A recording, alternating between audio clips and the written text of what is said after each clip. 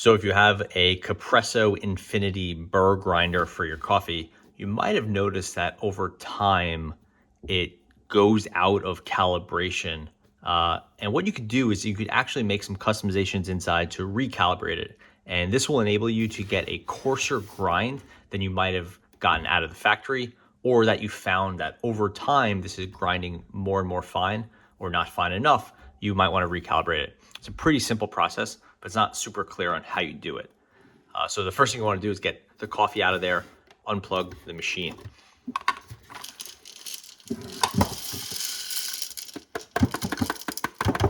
This will be a really good chance to clean this thing out if you haven't cleaned it out. This is an old one. I've had this one a very, very long time, and it could benefit from some real cleaning. So you want to turn this, pop the hopper out, put this aside, and at this point you could take the burr out. You won't need that. You want to give this a good cleaning here. Just get this, and you want to get it relatively clean. Get this piece, take that out. Everything is set aside now. And okay, so now we basically have the grinder itself. Again, it is not plugged in. You really want to make sure this is not plugged in. Turn it over. There's little tabs here. 1, 2, 3, 4, 5 tabs.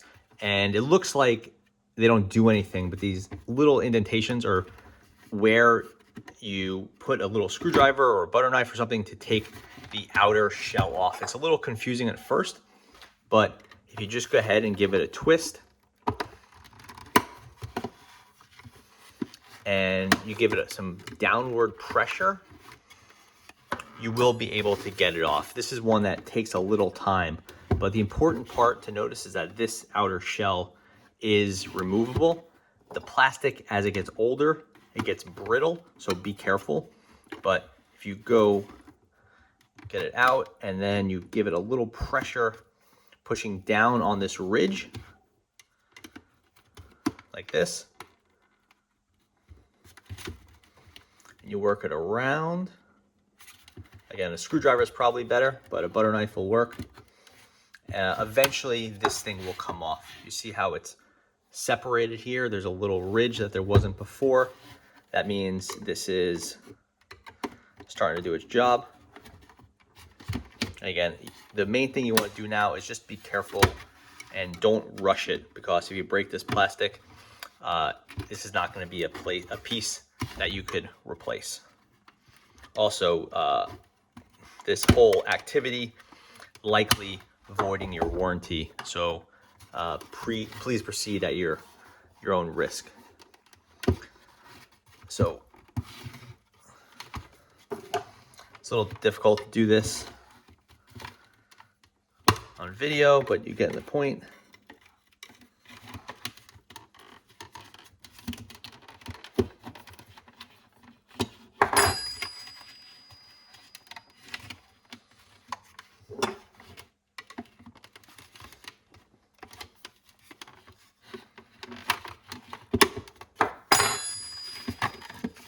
Okay, so now the pieces, they feel separate. You want to grab the motor, housing, pull, separate. Do not wrench them apart. There's a wire set that attaches the two. Actually, it's right here under the knob. So be careful. And now work this forward, tilt it forward, and watch out for your little wires here, and put it safely to the side. Okay, so what do we have here? Basically, we have the, this is the burr. We don't need to mess with that. We have an outer ring here. This ring is what you adjust when you're turning the hopper. The ring will line up right here with some piece here. You want to make a little mark with a Sharpie or something so you know exactly where to put this back. I did this here at a previous time, and it lines up right here. Okay, and you made the mark. Now you can see this is what happens when you turn the hopper. Basically, you're screwing and unscrewing a piece here that is lifting or lowering the outer burr as you lift it, you're separating the lower burr from the outer burr. You're making a coarser grind. Pretty simple. And because there's a screw here, you're lifting or lowering that burr. What you want to do is you want to remove this black ring. Again, this is pretty brittle, so be careful. This is an older unit I have. Maybe yours is newer, but these things get brittle over time, and you don't want to crack this because it's not really a piece you could replace. One side will be easy to remove. The other side will require a little bit of pressure. And you can see that there's these little nubs here or whatever. Those go in this ring. If you're looking right here on the ring, you can see there's a screw piece here, and you can see it right here. As you turn, there's the end of the screw. That's the highest portion. Here's the start of the screw. That's the lowest portion. It doesn't go around all the way. You can't keep turning this. So eventually what you have to do is restart. And you'll see right here, the screw starts. That's the highest piece. Here's the lowest piece. And so this would be, if you wanted the finest possible espresso, you would go here for that grind, which this is the lowest portion of the ring. If you want to go all the way up right to here, now you're getting your French press style grind because this is the highest portion. From the factory, this thing is usually somewhere in the middle. So you're getting a nice range from, like, you know, it's not from 0 to 100, not from the lowest possible point this can make to the highest possible point. You're going from, like, say, I don't know, 30 to 60.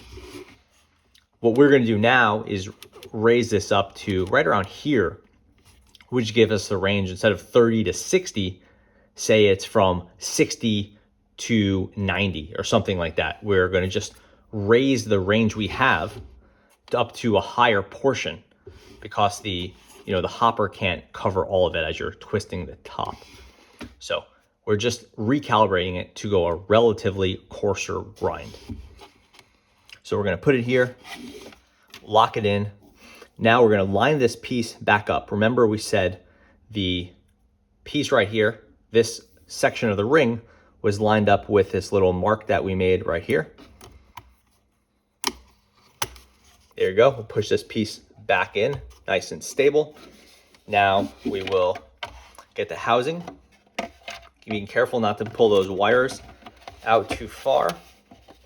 We'll maneuver this back in place. Have to stretch it a little bit, but it will line up quite nicely. If it doesn't feel like it's going back in place, just pull it up and check that everything fits where it should. It'll pop in place. Those are those tabs fitting how they were. Get your burr, put it in place. Get your hopper, put it down. Remember to line up that little black dot with the white marker. And you may find that now it doesn't want to turn. That's because the relative height of the white apparatus down here, it's a little higher than it was before, but that's okay. If you line this up as you should, apply a little downward pressure and turn, and it'll be fine. It's a little bit tighter than it was before. You can hear that turn is a little bit more muted. That's because we just raised some stuff and there's a little bit more upward pressure on this. That's just kind of how it is. If you can't push it down at all, or you can't turn it all, it's because you made it a little bit too high. But don't worry about it. This seems fine. And now I used to use the max, which it was calibrated too fine. I could probably move it down to a medium. Again, once it's calibrated up. We'll plug it back in. Put a little bit of coffee in there. top on, give it a go. And again, this is at the upper edge of medium.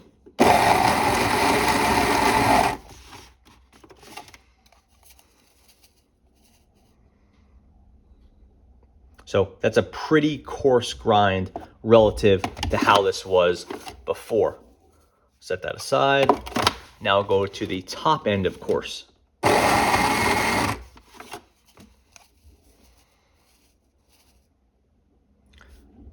It's a good deal coarser than I had it before. And then this is something you can tweak over time. So yeah, that's pretty much how you recalibrate your Capresso Infinity burr grinder. This will give you a little bit of area to tweak it. Plus, this whole exercise is a great thing to do if you want to give this a really deep clean. You're gonna have to basically do the same process to give this a deep clean. So it's a good chance to go ahead and recalibrate it. Whole thing takes maybe like 6-7 minutes once you know how to do it. Thanks for watching.